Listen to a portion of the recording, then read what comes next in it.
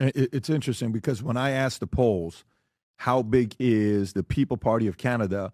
Roughly 4.9% is what I see. 5% is what I see. 5%. 5%. That's the score that we had at the last election. Okay. So my goal for this election is to double that. Okay. So if we double that to 10, we may have a couple of candidates elected, but our goal is to push, the government that would be elected in the right direction, to promote our ideas, to change the public opinion. And, we were successful on immigration. Now, our challenge is the mainstream media is not speaking about us. They know that if we have more visibility, we will grow faster. And like I said in the beginning, they're leftists. They don't want to. That's why, I'm doing podcasts, and I want to thank I love you that. for I respect that a lot. But Yeah. I'm going somewhere with this. If you can show the poll I ran a poll. This is March 7th, say 10 days ago, 13 days ago. Yeah. Who was a better candidate for Prime Minister Canada? You had 34%. He had 51%. Yeah. And if you go a little lower in the comment section, Rob, just to kind of see these two party of choice. Okay, how are you not seeing up here as just another globalist uniparty who deserves to slither away and never be heard from again? I don't know who this person is. Rachel Caroline Pla. I'm just trying to see how the audience responds. The PPTC and Max needs to be the party of our choice to remotely start to heal from the years of government abuse. Maxime Bernier, no contest. I mean, if you go through the comment section, you have a lot of people that want you to, be up there and get the attention. You have a big support from the audience with Canada. Yeah. What do you think needs to happen? And by the way, in Canada, is it similar to Brazil, where Pierre, if it gets to it to win, he's going to need you to beat Carney, or no? Is that how it works, where you got to kind of get in there to help him out, or no? No, if like Trudeau didn't have a majority government.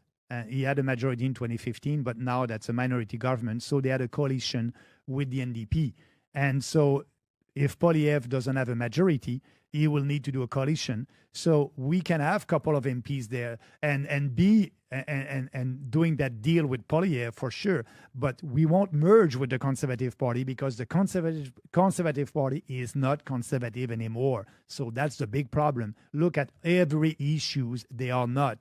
They are afraid to speak about conservative values. Everything that Trump did, working against the woke ideology, there's only two sexes. Poilievre won't say that. He won't say that? He said, I must admit, that there's two genders. But after that, the journalist did ask, if you applied for your Canadian passport, Mr. Poilievre, you have male, female, and X. Are you going to have only male and female for the application? And he didn't want to answer that question. So he said, no, the preoccupation is the economy, stupid.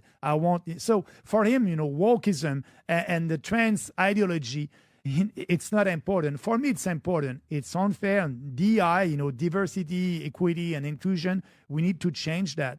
We need to have, unity or, promoting, meritocracy and not inclusion. But Poilievre won't go there. Poilievre is not doing the cultural war. That's why people are mad at it. Trump is doing that in the U.S. I'm doing that in Canada. That's such a, if that's the case, that's such a lame and weak position. I mean, look at this here from January, Poly Market.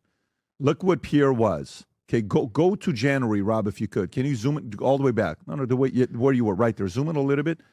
Pierre, according to Poly Market, was at 90%. Carney was at 12%. That was at that time Trudeau. Okay, but Carney. Oh, Trudeau's there as well, 3.6% to win.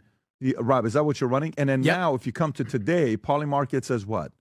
He went from 91 to 41. Is this really true that he's dropped 50 points of popularity? Yeah, right now in the poll, Carney have an advantage. That is him. What happened for him to drop 50 points? Because his branding was to be against Trudeau. And, and he didn't put out their policies. And that's Harper. Harper told him, you are the leader of the opposition. Your role is to oppose everything that Trudeau is doing. Don't go out there with policies first, because if they're good, the Liberal will steal it and run on your policies. And second, if they're not good, they will destroy you. So don't run on any policies, just be against. So now the problem is Trudeau is not there anymore. So you have a new leader. And so his branding is against Trudeau. And now you have Trump. And now, people want to have somebody that will fight Trump, and he's not that guy. He doesn't have any private sector experience. And also, don't forget the media. Also, the mainstream media did promote Poilievre. I told you, they're not Poilievre. Sorry, Carney. They did promote him. Yeah, so, but that's Pierre's fault for not wanting to go and talk to other people. He just, he cannot right now because it's empty slogan. He cannot. He doesn't have any platform, so he cannot have a discussion. I hope he does. He will have a platform during the campaign, but it's a little bit late.